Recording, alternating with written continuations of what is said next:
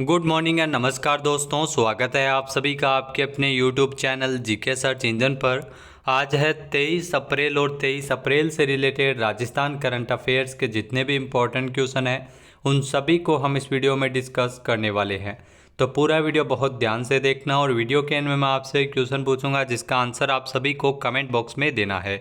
कल के वीडियो में मैंने आपसे एक क्वेश्चन पूछा था जो था हाल ही में लोकसभा आम चुनाव 2024 के प्रथम चरण के तहत राजस्थान की 12 लोकसभा सीटों पर कितने प्रतिशत मतदान संपन्न हुआ है। तो 12 लोकसभा सीटों पर जो पहले चरण के चुनाव संपन्न हुए हैं उसमें ध्यान रखना 57.87% ही वोटिंग हुई है, यानी कि बी ऑप्शन इसका बिल्कुल सही था। जिन दोस्तों ने बी ऑप्शन कमेंट बॉक्स में सही जवाब दिया था उनको हार्दिक शुभकामनाएं।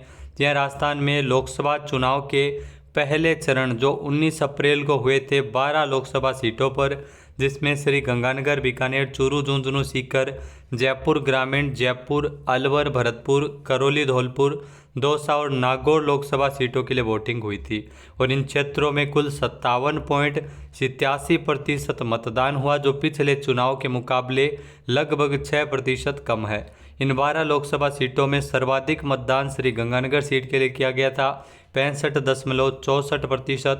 इन क्षेत्रों में अगर साल 2019 के लोकसभा चुनाव की बात करें तो 63.71% है वो वोटिंग हुई थी उस समय, जो इस बार की तुलना में 5.85% कम मतदान हुआ है। तो चलिए स्टार्ट करते हैं आज के राजस्थान करंट अफेयर्स। पहला क्वेश्चन है, हाल ही में हिंदुस्तान जिंक सिंदेश्वर खुर्द खदान अब दुनिया की दूसरी सबसे बड़ी चांदी उत्पादक खदान बन गई है। ये किस जिले में स्थित है? तो राजस्थान में जो हिंदुस्तान जिंक की सिंदेश्वर खुर्द खदान है ये राजस्थान के उदयपुर में स्थित है, जो चांदी उत्पादक दुनिया की दूसरी सबसे बड़ी चांदी उत्पादक खदान बन गई है, यानी कि बी ऑप्शन इसका बिल्कुल सही है। आइए जानते हैं इम्पोर्टेंट फैक्ट्स। तो राजस्थान में हिंदुस्तान जिंक सिंदेश्वर खुर्द जो खान है जो कि दुनिया में अगर बात की जाए तो दूसरी सबसे बड़ी चांदी उत्पादक खदान बन गई है, जो उदयपुर में है। यह शुरू में राजपुरा दरिबा खदान के सैटेलाइट के रूप में खोली गई थी। भारत में राजस्थान में उदयपुर से 82 किलोमीटर उत्तर पूर्व में यह स्थित है। हिंदुस्तान जिंक जस्ता, सीसा और चांदी के कारोबार में वेदांता समूह की कंपनी है, जो दुनिया की दूसरी सबसे बड़ी एकीकृत जस्ता उत्पादक है और अब तीसरी सबसे बड़ी चांदी उत्पादक कंपनी भी है। जी हाँ, हिंदुस्तान जिंक है वो भारत में बढ़ते जिंक बाजार में 75% बाजार हिस्सेदारी है और इसका जो मुख्यालय है वो उदयपुर में स्थित है। नेक्स्ट है, राजस्थान के किस जिले में कर्मचारी राज्य बीमा निगम के उप क्षेत्रीय कार्यालय की स्थापना की जाएगी? तो इस प्रकार के जो कार्यालय की स्थापना अलवर में होगी। जी हाँ, ए ऑप्शन इसका बिल्कुल सही है। ध्यान रखना, कर्मचारी राज्य बीमा निगम का यह उप क्षेत्रीय कार्यालय जो अलवर में खोला जाएगा। आइए जानते हैं इम्पोर्टेंट फैक्ट्स। तो राजस्थान में अलवर के कर्मचारी राज्य बीमा निगम उप क्षेत्रीय कार्यालय की स्थापना करने का है वो अलवर में निर्णय लिया गया है। यहाँ अलवर में ESIC उप क्षेत्रीय कार्यालय की स्थापना से अलवर, खैरथल, तिजारा, कोटपुतली, बहरोड, भरतपुर और डीग के जिलों में रहने वाले लगभग 12 लाख बीमित श्रमिक और ESI योजना के लाभार्थी इससे लाभान्वित होंगे। अलवर में एक नए उप क्षेत्रीय कार्यालय की स्थापना से अलवर, खैरथल, तिजारा, कोटपुतली, बहरोड, भरतपुर, डीग में रहने वाले हैं वो काफ़ी लोग इससे लाभान्वित होंगे। कर्मचारी राज्य बीमा निगम की स्थायी समिति की जो 231वें बैठक 5 मार्च को आयोजित हुई थी, श्रम एवं रोजगार सचिव श्रीमती सुमिता डावरा की अध्यक्षता में इस बैठक का आयोजन नई दिल्ली में किया गया था।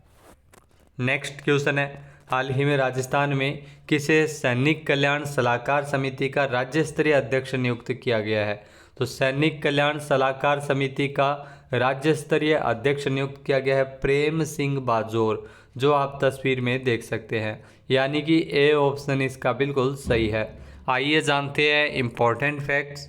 तो राजस्थान सरकार के द्वारा राजस्थान में अलग अलग बोर्ड और समितियों में अध्यक्ष के पद पर नियुक्तियां की गई थी, जिसमें पूर्व विधायक जो नीमकाथाना के प्रेम सिंह बाजोर, इनको सैनिक कल्याण सलाहकार समिति, ध्यान रखना, सैनिक कल्याण सलाहकार समिति का राज्य स्तरीय अध्यक्ष इनको नियुक्त किया गया है। वर्तमान में ध्यान रखना, राज्य सैनिक बोर्ड के अध्यक्ष कौन है? राज्यपाल और मुख्यमंत्री होते हैं। नेक्स्ट है, हाल ही में राजस्थान में किस जिले के ओम प्रकाश भड़ाना, जिनको देवनारायण बोर्ड का अध्यक्ष नियुक्त किया गया है, तो जो आप तस्वीर में देख सकते हैं ओम प्रकाश भड़ाना, ये इनका संबंध है वो राजस्थान के अजमेर से है और इनको देवनारायण बोर्ड का अध्यक्ष नियुक्त किया गया है। ए ऑप्शन इसका बिल्कुल सही है। आइए जानते हैं इम्पोर्टेंट फैक्ट्स। तो राजस्थान में अजमेर के भाजपा नेता ओम प्रकाश भड़ाना को देवनारायण बोर्ड का अध्यक्ष नियुक्त किया गया है। गुर्जर समुदाय की ज़रूरतों और विभिन्न विशेषज्ञों की सिफारिशों को स्वीकार करते हुए राज्य सरकार ने महत्वपूर्ण गुर्जर आबादी वाले जिले जिसमें धौलपुर अलवर में विकास गतिविधियों की निगरानी के लिए एक अध्यक्ष और 4 सदस्यों के साथ एक समर्पित संस्थान देवनारायण बोर्ड की स्थापना की थी। जी हाँ, सवाईमाधोपुर, झालावाड़ और करौली जो बोर्ड के अध्यक्ष को कैबिनेट मंत्री का इसमें विशेषाधिकार का दर्जा दिया गया है। नेक्स्ट है, राजस्थान सरकार के द्वारा कितने Mahatma Gandhi English medium school में हाईटेक पढ़ाई करवाने हेतु रोबोटिक्स लैब तैयार करवाई गई है। यहाँ राजस्थान सरकार की ओर से राजस्थान में जो 300 इंग्लिश मीडियम स्कूल में हाईटेक पढ़ाई करवाने हेतु रोबोटिक्स लैब वो तैयार करवाई गई है, यानी कि ए ऑप्शन इसका बिल्कुल सही है। आइए जानते हैं इम्पोर्टेंट फैक्ट्स। तो राजस्थान के 300 Mahatma Gandhi English medium school में जो बच्चे हैं वो हाईटेक पढ़ाई कर सकेंगे। यहाँ जहाँ राज्य सरकार की ओर से रोबोटिक्स लैब है वो तैयार करवाई गई है। नए सत्र से विद्यार्थी इलेक्ट्रॉनिक, इलेक्ट्रिकल और मैकेनिकल और एआई और मशीन लर्निंग से जुड़े उपकरणों से नवाचार और आविष्कार करना सीख सकेंगे। इसके लिए राजस्थान राज्य शिक्षा परिषद में चयनित स्कूल के शिक्षकों को प्रशिक्षण दिया जा रहा है। रोबोटिक लैब के लिए महात्मा गांधी स्कूलों को 99 प्रकार के रोबोटिक्स उपकरण उपलब्ध करवाए गए हैं। नेक्स्ट क्वेश्चन है, Rajasthan integrated tax management system कब से लागू किया गया है? तो Rajasthan integrated tax management system को 1 अप्रैल से लागू कर दिया गया है, यानी कि ए ऑप्शन इसका बिल्कुल सही है। आइए जानते हैं इम्पोर्टेंट फैक्ट्स। तो Rajasthan integrated tax management system जो RITMS के क्रियान्वयन को लेकर दिशा निर्देश जारी हुए हैं।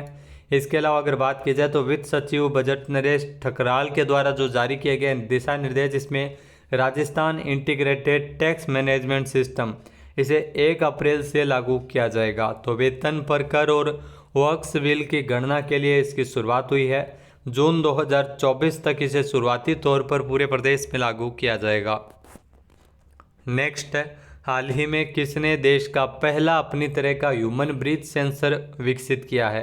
तो IIT जोधपुर के द्वारा अपनी तरह का ये पहला ह्यूमन ब्रीथ सेंसर है जिसको बनाया गया है। बी ऑप्शन इसका बिल्कुल सही है। आइए जानते हैं इम्पोर्टेंट फैक्ट्स।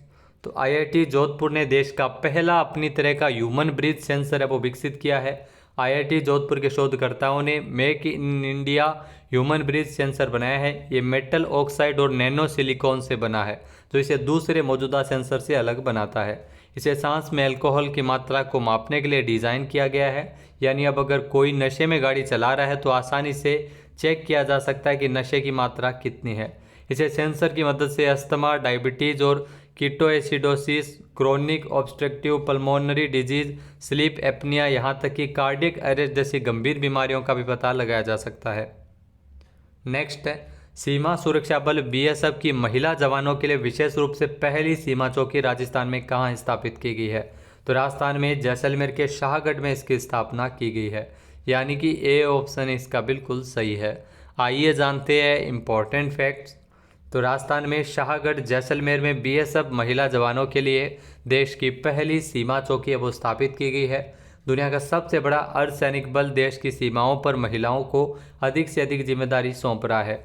सीमा सुरक्षा बल BSF की महिला जवानों के लिए विशेष रूप से पहली सीमा चौकी है वो जैसलमेर के शाहगढ़ बुलगे क्षेत्र में स्थापित की गई है।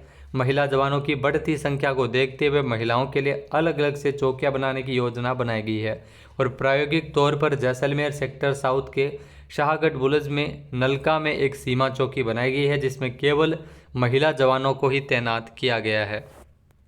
नेक्स्ट क्वेश्चन है, राष्ट्रीय सुरक्षा गार्ड के प्रमुख के रूप में नियुक्त किया गया है।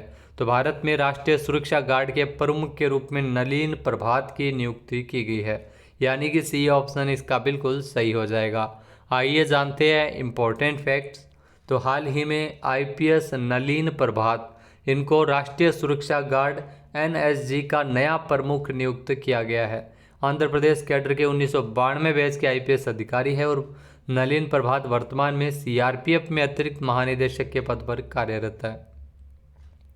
नेक्स्ट क्वेश्चन है, गुजरात की किस लोकसभा सीट से बीजेपी उम्मीदवार मुकेश दलाल को निर्विरोध चुना गया है?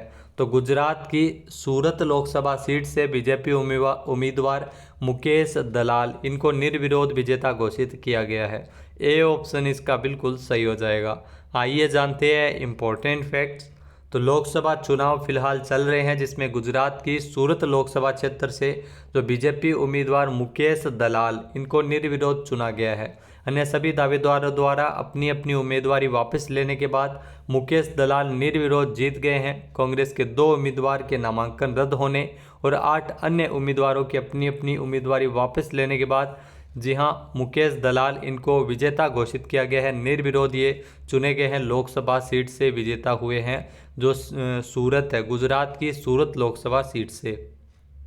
अब बात करते हैं आज के हमारे क्विज के, जिसका आंसर आप सभी को कमेंट बॉक्स में देना है। तो आज का क्विज है, राजस्थान में जालोर जिले की टुंकाली पहाड़ी पर किसकी अष्टधातु की प्रतिमा स्थापित की जाएगी?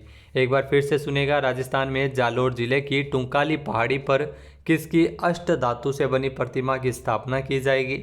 सही आंसर आपको कमेंट बॉक्स में देना है। और अगर ये वीडियो आपको पसंद आए तो इसे लाइक और शेयर करना बिल्कुल न भूलिएगा। चैनल पर नए जुड़े हैं, सब्सक्राइब नहीं किया है तो अभी सब्सक्राइब बटन पर क्लिक करें। इस वीडियो की जो PDF फाइल है वो आप वीडियो के डिस्क्रिप्शन बॉक्स से डाउनलोड कर सकते हैं और इस क्वेश्चन का आंसर आप वोट करके भी कर सकते हैं। वीडियो देखने के लिए धन्यवाद। जय हिंद, जय भारत, जय राजस्थान।